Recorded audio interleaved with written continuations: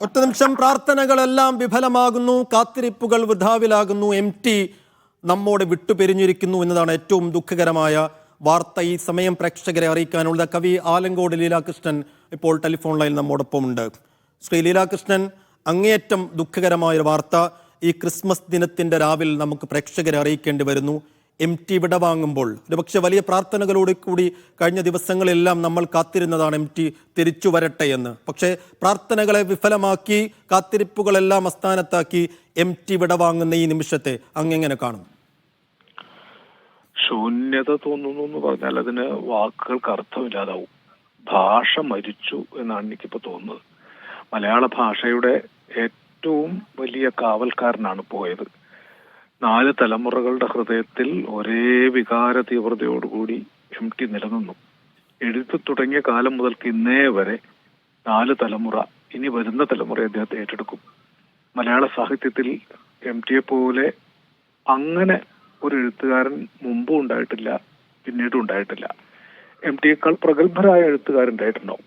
പക്ഷെ ചങ്ങമ്പുഴയെ പോലെ ഗദ്യഭാഷയെ ജനങ്ങളുടേതാക്കി തീർത്ത, ഓരോ വായനക്കാരനെയും ഉള്ളിൽ കീഴ്പ്പെടുത്തിയ ഒരു എഴുത്തുകാരൻ ഇനി നമുക്കില്ല. അദ്ദേഹം ഭാഷയ്ക്ക് വേണ്ടി ചെയ്ത സേവനങ്ങളും എണ്ണമറ്റതാണ്. തുഞ്ചൻ പറമ്പിന്റെ പ്രവർത്തനം അടക്കം മലയാള ഭാഷയ്ക്ക് വേണ്ടി ഒരു കാവൽക്കാരനെ പോലെ അദ്ദേഹം എഴുതുകയും പ്രവർത്തിക്കുകയും ചെയ്തു. ഞങ്ങളൊക്കെ അനാഥരായി. വംശവൃക്ഷം വീണതുപോലത്തെ ഒരു ശൂന്യത. ഞാൻ പോയി കണ്ടിരുന്നുവെന്ന് അന്ന് വലിയ പ്രതീക്ഷ തോന്നി. ചെറിയൊരു നേർത്ത പ്രതീക്ഷയിലാണ് മടങ്ങിയത്. എന്താ പറയേണ്ടതെന്നറിയില്ല. എല്ലാ അർത്ഥത്തിലും ഞങ്ങളൊക്കെ അനാഥരായി. അക്ഷരം കൊണ്ട് നടക്കുന്ന ആളുകൾ, വായനക്കാർ. ഒരു വലിയ കാലഘട്ടം, ഒരു യുഗം അസ്തമിച്ച ശൂന്യതയിൽ തന്നെയാണ് നിൽക്കുന്നത്. ഇനി ഇങ്ങനൊരു എഴുത്തുകാരുണ്ടാവില്ല. ഇത്രയേറെ ജനങ്ങളെ, ഓരോ വായനക്കാരനും അവരവരുടെ സ്വന്തമായിട്ടാണ് MTയെ കണ്ടത്. വീട്ടിലൊരാളായി, തൻ്റെ ഒരാളായി. ഒരുപക്ഷെ അച്ഛനും അമ്മയും മരിച്ചുപോയി. അവർ മരിച്ചപ്പോൾ ഉണ്ടായിട്ടില്ല എത്ര ഒരു ശൂന്യത. അങ്ങനത്തെ ശൂന്യതയിൽ അകപ്പെട്ടു. കൂടുതലൊന്നും പറയാൻ സാധിക്കുന്നില്ല. ഒരു കാലം, MT യുഗം കഴിഞ്ഞു. നഷ്ടം, ശൂന്യത എന്നൊക്കെ പറഞ്ഞാൽ അങ്ങ് പറഞ്ഞതുപോലെ അതൊരു മര്യാദകേടാകും എന്നുള്ള കാര്യത്തിൽ ഒരു തർക്കവുമില്ല. ഇക്കാലം അത്രയും 91 വർഷം നമ്മോടൊപ്പം ഉണ്ടായിരുന്നു MT. അങ്ങ് സൂചിപ്പിച്ച പോലെ മലയാള ഭാഷയുടെ കാവൽക്കാരനായി നമ്മോടൊപ്പം ഉണ്ടായിരുന്നു. ഇനി അദ്ദേഹത്തിന്റെ ഓർമ്മകളിലാണ് മലയാളം. ആ ഓർമ്മകളെ എങ്ങനെയാണ് മലയാളി താലോലിക്കേണ്ടത്? ശ്രീ ലീലാകൃഷ്ണൻ, MT കൊണ്ട് നടന്നിരുന്ന പലതും ഇനിയും സംരക്ഷിക്കപ്പെടേണ്ടതുണ്ട്. ലോകത്തെ എത്രയോ ഭാഷകൾ മരിച്ചുകൊണ്ടിരിക്കുകയാണ്. മലയാളം മരിക്കരുത് എന്ന് MT എന്നും ആഗ്രഹിച്ചു. എന്റെ ഭാഷ ഞാൻ തന്നെയാണെന്ന് അദ്ദേഹം പ്രഖ്യാപിച്ചു. അപ്പൊ തുഞ്ചൻ പറമ്പിൽ അദ്ദേഹം നടത്തിയ ആ മഹത്തായ പ്രവർത്തനം തുടരണം. MTയുടെ സാഹിത്യകൃതികൾ അത് കൂടുതൽ ആളുകൾക്ക് ലഭ്യമാക്കണം. MT ചെയ്തത് തുടർന്നു കൊണ്ടുപോകാൻ എഴുത്തുകാരും അനുവാചകരും സഹൃദയരും മുന്നിട്ടിറങ്ങണം. ഒരു ഭാഷ മരിച്ചാൽ ആ സംസ്കാരം ഇല്ലാതാക്കും. ജനങ്ങളെ ഭാഷ കൊണ്ടാണ് പരസ്പരം ഒരുമിപ്പിക്കുന്നത്. വിശേഷിച്ചും മതേതരത്വത്തിന്റെ ഒരു കാവലാൾ കൂടിയായിരുന്നു MT.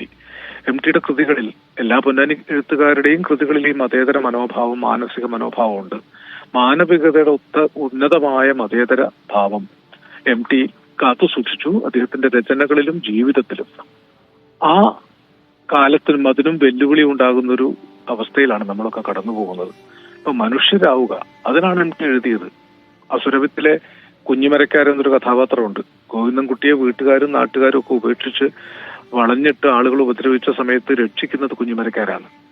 അവരെ എല്ലാവരെയും നേരിട്ട് കുഞ്ഞിമരക്കാർ ഗോവിന്ദൻകുട്ടിയെ രക്ഷിക്കും. ഗോവിന്ദൻകുട്ടി ഒരു പ്രലോഭനത്തിൽ കുടുങ്ങി മതം മാറി തിരിച്ചു വരുമ്പോൾ, ഇനി എന്റെ മുറ്റത്ത് കാല് കുത്തരുത് എന്ന് പറയുന്നുണ്ട്. നിങ്ങളെ മനുഷ്യൻ എന്ന നിലയിലാണ് ഞാൻ സഹായിച്ചത്, അത് മറ്റെന്തെങ്കിലും ആവശ്യത്തിന് വേണ്ടിയല്ല. അങ്ങനൊരു കഥാപാത്രമുണ്ട്. അവസാനം മനുഷ്യർക്ക് വേണ്ടി ഗ്രാമത്തിലേക്ക് തിരിച്ചു വരുന്ന ഗോവിന്ദൻകുട്ടിയുണ്ട്. അസുരവിത്ത് MTയുടെ ഏറ്റവും മികച്ച കൃതിയാണ്. അത്തരം കൃതികൾ മുന്നോട്ട് വെച്ച ഉന്നതമായ മാനവികത കാത്തു സൂക്ഷിക്കാൻ MTയുടെ സ്മരണയിൽ നമുക്ക് ഒരുമിക്കാൻ സാധിക്കണം. അദ്ദേഹം ആഗ്രഹിച്ചതാണ് ഈ ഭാഷയിൽ ഭാഷ നിലനിൽക്കണം. അവിടുത്തെ മനുഷ്യർ സ്നേഹത്തോടു കൂടി പുലരണം. എല്ലാ കൃതികളിലും ഈ മഹത്തായ സ്നേഹവും പ്രത്യാശയുമാണ്. ആ പ്രത്യാശ മാനവരാശിക്ക് കൊടുക്കാൻ നമുക്ക് ഒരുമിച്ച് പ്രവർത്തിക്കാൻ സാധിക്കണം. അദ്ദേഹത്തിന്റെ മരണമില്ലാത്ത സ്മരണം നിലനിർത്താൻ എന്തൊക്കെ ചെയ്യാൻ കഴിയുമെന്ന് നമുക്ക് പിന്നീട് ആലോചിക്കാം.